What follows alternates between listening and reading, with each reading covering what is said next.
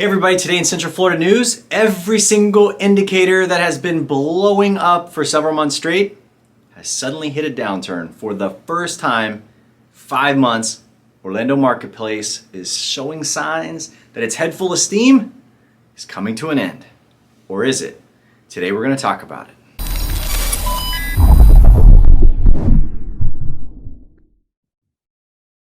All right, so I'm back with a graph attack on my computer. So I'm sharing my desktop with you right now. I'm going to go back and I'm going to pull data from a couple different points. And this is actually, for some, if you start reading the news, and I'm sure the news is going to cover this soon because this is the most recent data from Orlando. And then there's easy ways to make this be spun as an ominous bad sign. Because look at what we're looking at right here. You can see this little ski slope, this little ramping at the end of the days on market graph. The graph we're looking at right now is days on market, shows how fast the homes hit the market and actually sell. As you can see, going back till January, February timeframe, look at what's happened. Every month it's been down, down, down. They're dropping significantly, meaning that home sellers are putting their homes on the market and they're rapidly leaving the market. And when you see this happen for 5 or 6 months straight, then all of a sudden you see a drastic shift from a 67-day on market time to 73. You go, that's interesting. And then when you scoot down and you look at the next graph, you're like, there's a 5-6 month run and then a recent change to the opposite. That must be telling the same story. And the graph we're looking at right now is called the average sold to ask ratio. The average sold to ask ratio is the percentage of a seller's asking price that they get at sale. Okay. So you ask a certain amount and then you get really, really close to it, or you can sometimes get over the asking price.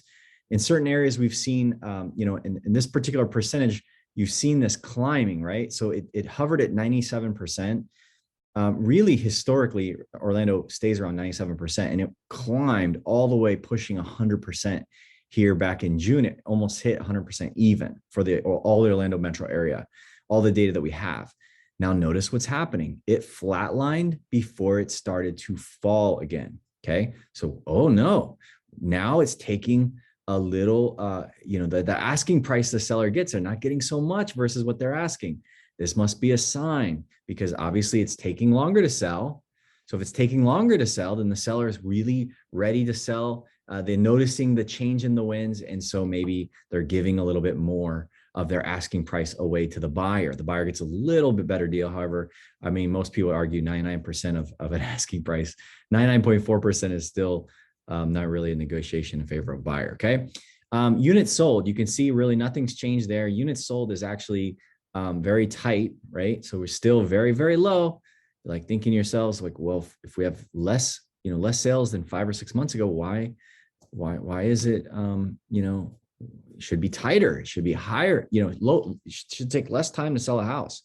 It shouldn't be going up yet. It is taking a little longer, being it, mere days. This graph is actually, this graph of all the graphs is impacted less by any of this other factors. Units sold in Orlando right now is heavily affected by people's comfort level in selling in Orlando. And that is going to be very, very crucial. I'm going to talk about that here in a minute as we scoot through the graphs here. But this is one that is very interesting compared to the other graphs we just showed. We showed average price for homes sold. Look what's going on.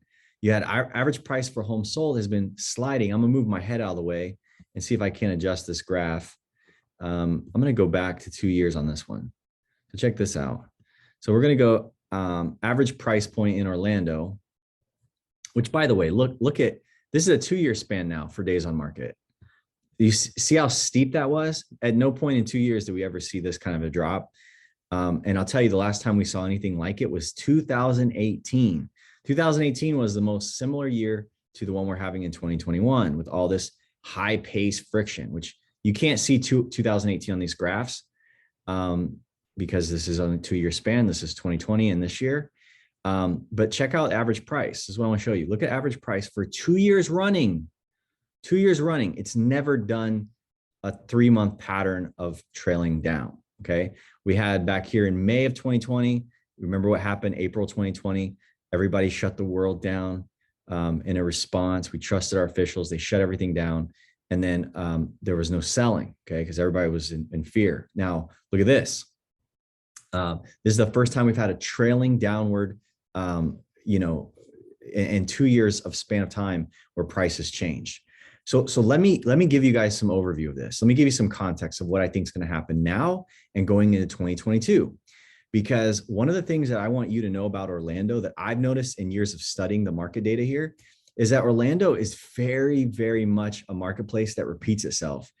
I've noticed as I've watched that, you know, the graphs that usually if we look at us, you know, if I'm trying to predict what is the fall going to be like in 2021, I would look back a couple of years and I would notice that we would see similar years in times past. Usually they're not consecutive years. They're usually 2 years apart, okay, or 3 years apart. But usually you will see a year perform in time. It'll almost duplicate itself. And usually the following year will trend. So sticking with me, if 3 years ago we had a trend line just like 2021, usually in 2022 it will follow the same year that followed that year, and usually they will stay the same. So you can kind of look back and find year trends, and then you will see them play out very similarly. Now they're not going to be identical in volume. So if 4 years ago we sold 4,000 homes in November, it doesn't mean you're selling 4,000 homes in November of 2022. It means that if it dips in the fall in that pattern of year, it will dip in the same pattern, 4 years later. Okay. Now the dip or the high points will always trend to the year you're having. Okay. Because keep in mind this, 4 or 5 years later, you have more homes on the market. So you have more homes turning. So, you might have had a high sales trend and 3 or 4 years back that you're trailing. But now you've got thousands more homes in the marketplace that have been built since that period of time. So the trend line, if it's going to be high, it'll be even higher than it was, according to the data. Okay. So a lot of times it'll pattern after one another. But what I'm telling you with regards to looking at the data now is we're having a classic 2018. So you see what I'm saying? Like I like to show you this because you think, oh, this guy's just talking. Look at 2018. 2018 was a drop year, hot. I was telling you this before. You can see it right there. It drops, and then right into the fall, it came back up. So we're having a copycat year of 2018. Well, that can't be right, Jared. Maybe it's just the days on market you got lucky. No. Look at average sold to asking ratios in 2018. All the way up climb in the summer. And remember, velocity was different. I told you that year after year, the velocity doesn't copy, but a lot of times the data trends will be the same. Now, what happens in the opposing years is the years that follow will a lot of times do the opposite. Okay. So if you had, a weaker fall season in the year you're in, a lot of times the next year you'll have a strong fall season.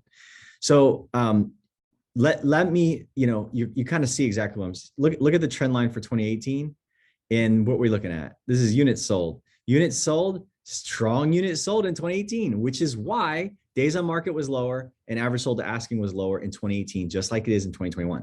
So if we watch 2018, we can see what, we can look into 2019 and see what the follow-up year has for us. Okay. So based on that, I'm going to make some predictions, knowing what the past did. History often repeats itself. We've been told this since like middle school. So knowing that past repeats itself, we can kind of look and get an idea of what to expect next year. So some of the things coming into next year, you are going to see, days on market are going to fall. They're going to stay climbing into the winter. Okay. So you would say, Jared, you're going to see, you're telling me that month after month after month, it's going to continue to creep a little higher. It's going to take a little longer to sell a house into the winter. Yes. And you know what's going to happen? People are going to create YouTube videos and the news reporters are going to write articles telling everybody that our market's crashing. But you know what's going to happen? They're going to forget all about that next year when it comes in the spring season and it drops again, because that's what's going to happen. Next year, even though we had epic low days on market time frame coming into this the summer season, it's going to trail 2018. It's going to keep climbing. You see this line right here. It's going to climb all the way in the winter. And then right after January, boom, it's going to slope back down in summer. Now it's not going to be as steep. It's going to trail, just like we did. It's going to be I'm perceiving this to be the exact same. It's not going to be as steep crazy as hot, but still going to be a busy summer next year. Just like it always is, it's going to be that. And then we're going to see average ask ratios, sale to asking ratios are still going to rise again next summer. They're not going to be epic high like you see this massive spike. We saw a high increase in 2018. We saw a high increase 21. You're not going to see that next year. Interest rates, I believe, are going to creep up for the buyer. So that means the buyers are going to be a little bit more pressure on their payments. They're not going to be able to bid as high. On the ones that are leveraging finance money, they're not going to be able to be as competitive. They're not going to push the prices high, but it's still going to be a little bit busier summer. Okay. And then look at the graph for 2019. We had a really high increase over 2018 in units sold. So there was more supply. I predict next year there's going to be a lot more sales. It's going to feel like there's more inventory in 2022. Okay. There's just going to be a sense of more sales. Why? A number of reasons. Why is there not as many sales now? Because the marketplace is creating chaos. It's going so hot that if you own a home and you want to do the natural thing, which is move in town to another home, you're just scared to do it. You're like, if I put my house on the market, it's going to sell overnight and there's not enough for me to choose from. In my opinion, next year, 2022, there's going to be a better environment for people who are wanting to come back in the market, do a move up, a move down. They're going to have those kind of opportunities come back a little bit more, and they're going to feel more comfortable doing it because in all likelihood, whatever it is that we are being managed on this pandemic, right? Like however you want to look at it, a lot of the chaos is media driven. And I think a lot of whatever it is that we're trying to promote to get us through this, the messaging on that's going to change quite a bit, in my opinion. And then we're going to see ourselves, through it, So as far as that's concerned, you're going to see a higher comfort level, people doing business. And there are a lot of sellers. Remember, the population of ownership in Florida is very high, age-wise. It's going to be, when you get to like 40, 45 and beyond, there's a very high percentage of ownership in that bracket. And that's the most COVID at risk. And those are the people that are much more averse to putting their homes on the market.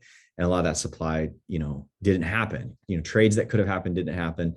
So there's going to be more of a comfort level in the marketplace trading. I think there's going to be pent-up demand for that. That's going to loosen up next year. Okay. That's also going to contribute to the marketplace feeling more balanced than it does this year. So those are my predictions for 2022 on that end. Average home price is going to be more level, right? So 2019 was more of a year that was more flat. It didn't spike as high. There's going to be price growth. Make no mistake, it's going up, and it will probably go up at least. It might even go up double digit again. It might reach 10%. But it's going to be not as extreme as what you see the black line, which is just stark how high over all the previous years are bundled together. And then it's just like 2021's way up there in the numbers. So, if anything, we're going to see much more of a leveling off.